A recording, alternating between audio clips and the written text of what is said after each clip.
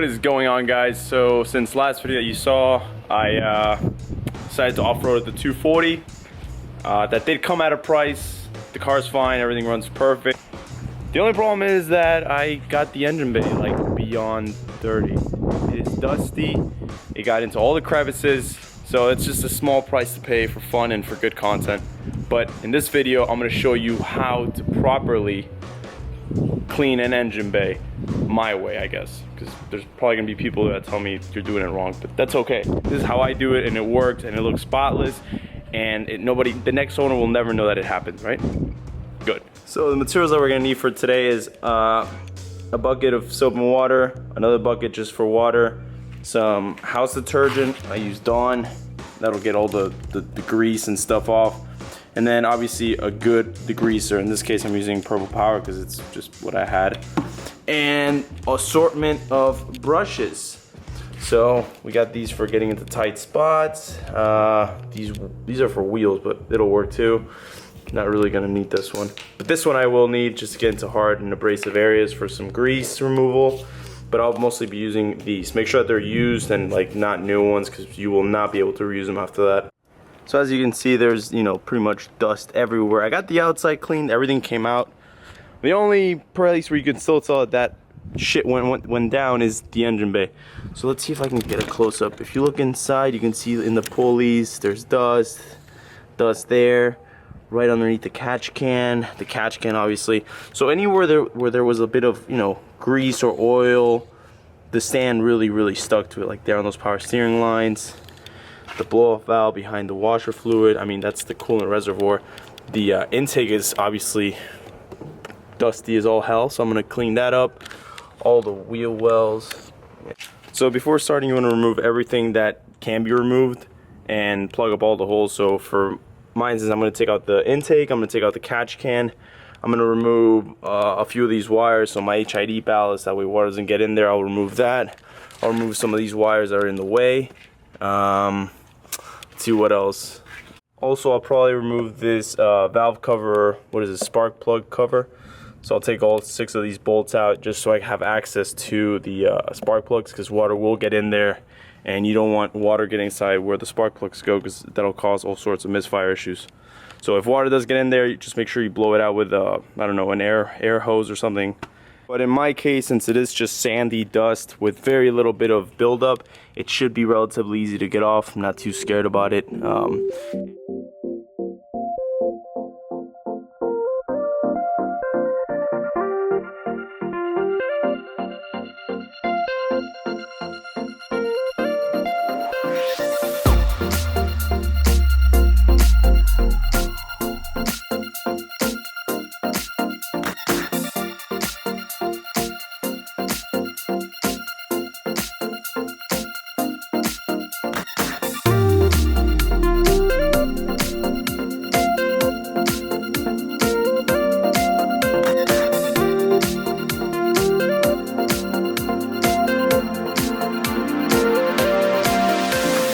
What you want to do next is you want to cover up the intake ports. In my case, I have a turbo, so I'm going to make sure I put a cloth in there, no water can get in. Also want to cover up the vacuum holes up there, and that's pretty much the only spot where you don't want to get water inside the system. Also, do not spray your alternator. That's not good. Do not get the greaser on that. You will take the grease out of the bearings and it'll start making a horrible noise. Not cool. So I'm going to cover these up. I have some of these plug holes, got them from AutoZone.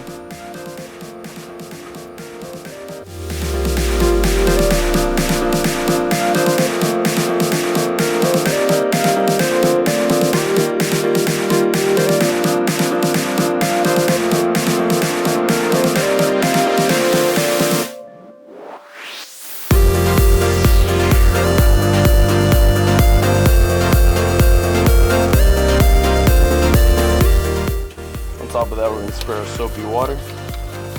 And I like to use this on bare aluminum instead of the degreaser, because the degreaser will stain the aluminum and then you have to repolish it. It's a pain. So I just use some soapy water.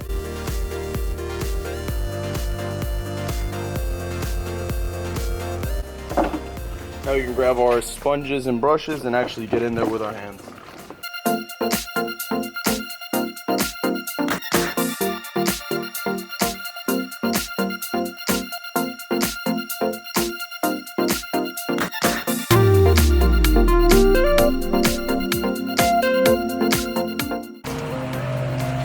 grab some towels and start drying up what, this top surface. And after we get all that, we're just gonna leave it with the hood open for it to dry out for a little bit.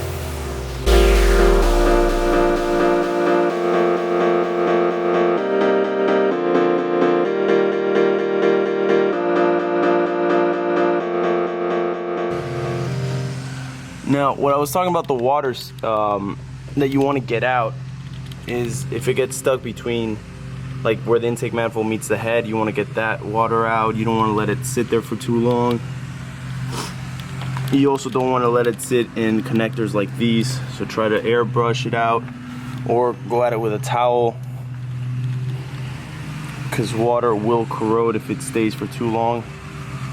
Okay, so now that it's set outside for like an hour under the sun, everything's pretty much dried out. I'm gonna spray some wax on the paint just to protect it, and I'm also gonna reapply some polish on the aluminum material. That way it just brings it back to the shine. I'm gonna go ahead and apply some Meguiar's Quick Wax on all the paint on the sides, just so it brings back some shine.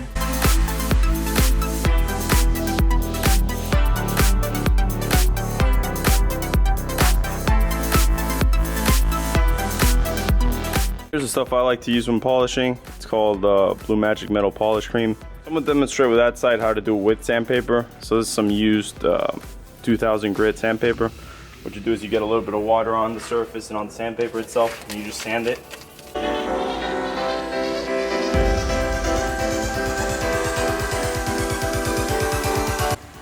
So you can see the difference between that and that. So watch that side after I polish it.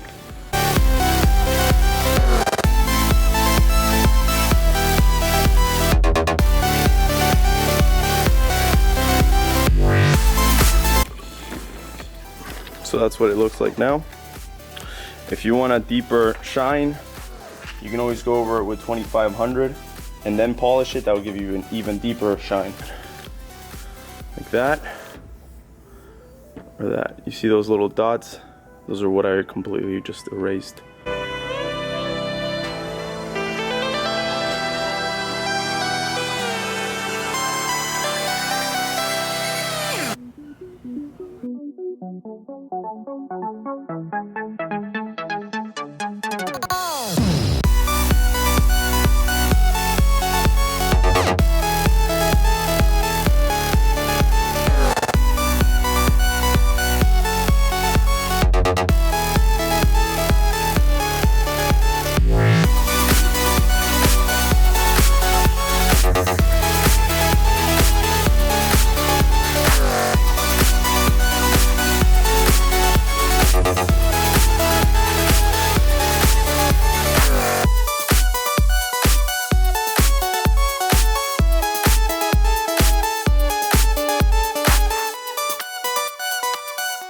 So there's still some imperfections on it, but like I said, if you want to kick it up a notch, you got to go with 2000 grit, wet sand it really good, and then with 2500, and then apply the compound. I just did 2000,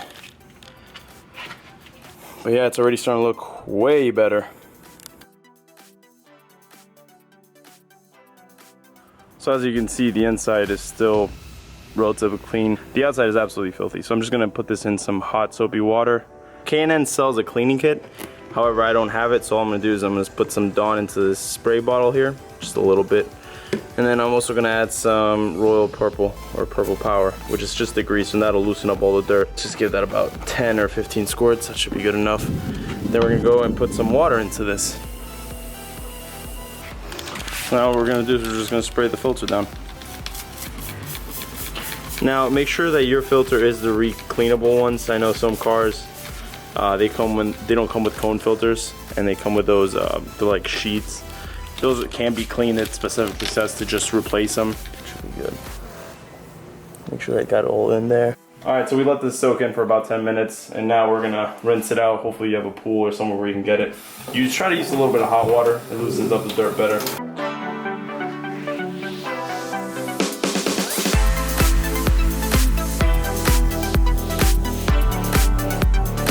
Next thing we got to do is reinstall all the components that we took out. So I got to put the intake back on, got to put the catch can back on, got to remove those fittings from the those nipple fittings over there, and should be good to go and should be able to fire up right away. The air filter has been drying overnight, so it's all dried up, perfectly good to go back in, install it.